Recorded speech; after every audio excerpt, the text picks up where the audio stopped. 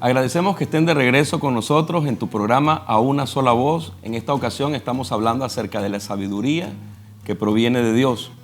Y hemos estado conversando entre nosotros los pastores acerca de la necesidad de conocer la fuente de donde nosotros estamos adquiriendo el conocimiento que estamos poniendo en práctica y se convierte en una sabiduría en nuestra vida. También hemos visto acerca de los tipos de sabiduría, la sabiduría espiritual, celestial, la sabiduría humana y la sabiduría diabólica. Quiero, pastores, hacer referencia a un pasaje que está en 1 Corintios capítulo 2, que dice en el versículo 12, nosotros no hemos recibido el espíritu del mundo, sino el espíritu que proviene de Dios, para que sepamos lo que Dios nos ha concedido. Lo cual también hablamos no con las palabras enseñadas por sabiduría humana, sino con las que enseña el espíritu, acomodando lo espiritual a lo espiritual.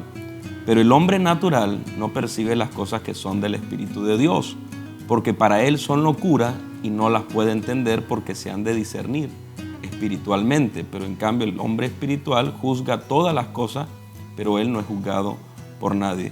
Y en este pasaje una vez más vemos que hay diferentes tipos de fuentes donde nosotros podemos adquirir sabiduría. Pero quiero hacer referencia también de que va a estar determinada de dónde nos estamos alimentando en dependencia de qué tipo de hombre somos.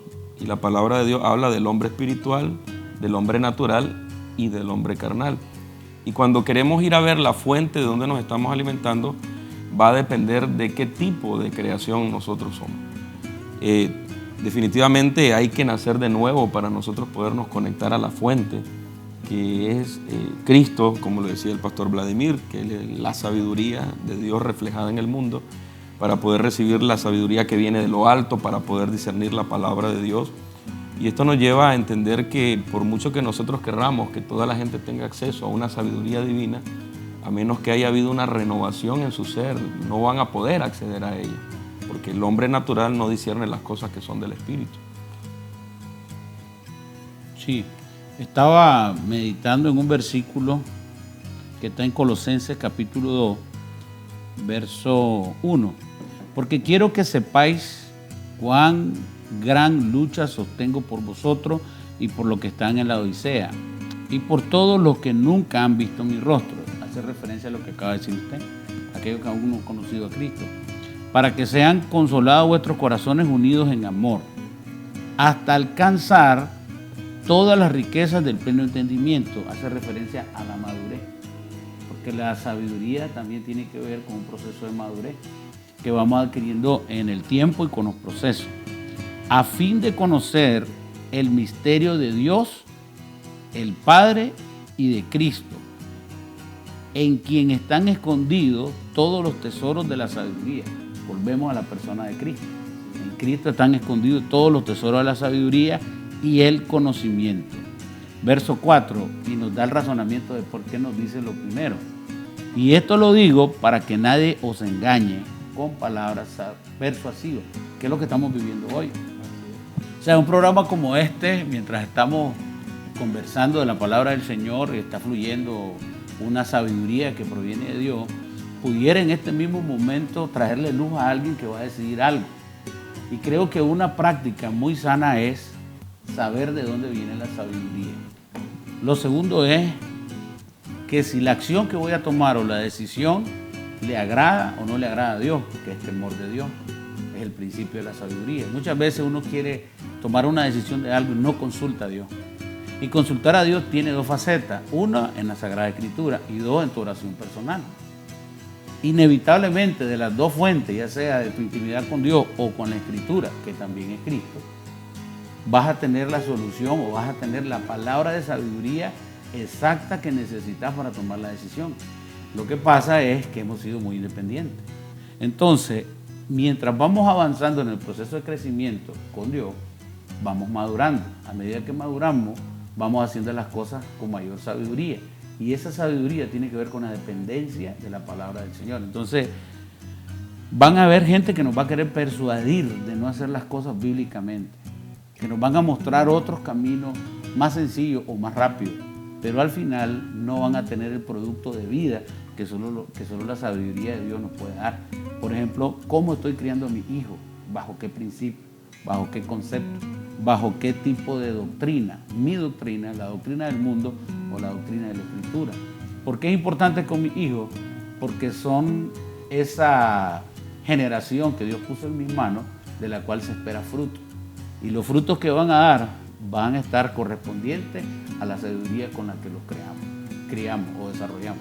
Entonces es importante hoy oír menos al mundo y definitivamente oír siempre a Dios, porque ahí está el tesoro de la sabiduría. Y hablando de frutos, la palabra define que nosotros, todas las personas, seremos conocidos por nuestros frutos. Y quiero asociarlo con lo que dice Santiago en el versículo 13 del capítulo 3 que estamos leyendo. Dice, ¿quién es sabio y entendido entre vosotros? ¿Cómo podemos identificar si alguien tiene esa sabiduría?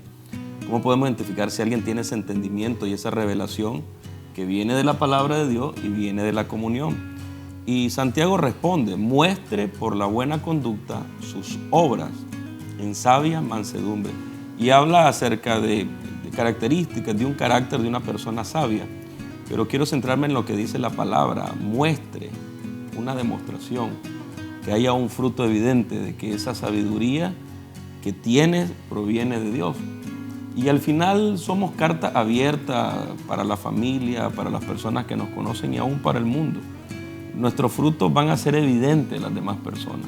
Los frutos que nosotros manifestemos como los ejemplos que se han utilizado en la crianza de nuestros hijos, los frutos que nosotros manifestemos en nuestro matrimonio, los frutos que manifestemos en el exterior, en nuestro trabajo, cómo nos relacionamos con las demás personas, los frutos que las personas vean de nosotros dentro de la iglesia, lo que va a estar demostrando o mostrando, como dice Santiago, es de qué tipo de sabiduría nosotros nos estamos alimentando. Entonces, al final, va a ser evidente para los demás qué sabiduría es la que nos está gobernando. Ahora, si nosotros procuramos el bien para nuestro hogar, para nuestra casa, para nuestra familia, evidentemente vamos a querer que los frutos sean los que define la palabra de Dios como buen fruto, porque hay fruto bueno y hay fruto malo. Pero si yo quiero recibir los frutos que la palabra de Dios dice que yo puedo producir fruto bueno, todo árbol bueno da buen fruto, entonces ahí es donde yo tengo que entender que debo de tener un acceso a la sabiduría divina. La alimentación, de dónde me estoy alimentando, ese conocimiento que estoy adquiriendo para poder producir ese buen fruto. Y como decía el pastor Vladimir, estamos expuestos a demasiado conocimiento en este tiempo, más con el internet. Nosotros podemos acceder ahorita a mucho conocimiento universal, global, humano, pero no todo ese conocimiento va a producir el buen fruto que Dios espera que nosotros produzcamos. Proverbios 1:7 nos dice, el principio de la sabiduría es el temor de Jehová. Salomón en un momento de su vida tiene un encuentro con Jehová y Jehová le pregunta qué quiere y él pide sabiduría. Y es interesante porque si nosotros tuviéramos esa oportunidad, a lo mejor hubiéramos pedido otras cosas. Hubiéramos pedido riqueza, hubiéramos pedido poder, hubiéramos pedido algún tema de salud, hubiéramos pedido bienestar en la familia. Pero él dice sabiduría. Y el Señor creo que se sorprende de la petición de Salomón y le concede la sabiduría, pero agrega todas aquellas otras cosas que se nos pudieran ocurrir. Y entonces se vuelve un hombre con mucho poder, con mucha autoridad, un hombre con mucha riqueza. Pero a través de la Biblia nosotros vemos que él cometió algunos errores. Pero al final de su vida, él comienza a reflexionar y comienza a tomar toda aquella sabiduría que Dios depositó y la comienza a plasmar en lo que son la mayoría de los proverbios.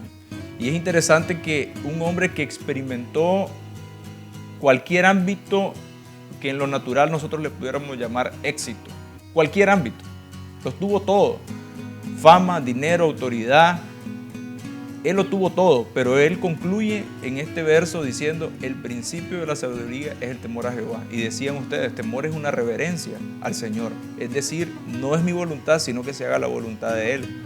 Pero lo que me llamaba la atención es con la palabra principio. Tal vez nosotros lo podemos entender como en un momento, o el momento que recibimos al Señor en nuestro corazón.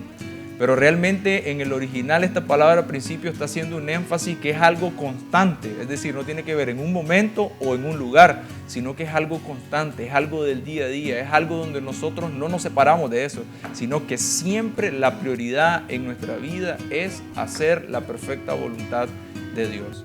Nosotros les agradecemos por haber estado conectados con nosotros, con este su programa, pero queremos invitarlos a que nos acompañen en el siguiente programa donde vamos a seguir compartiendo sobre la sabiduría y cómo podemos tomar esto que hemos hablado hoy y empezarlo a llevar a una vida práctica, porque decíamos, la sabiduría es un conocimiento aplicado.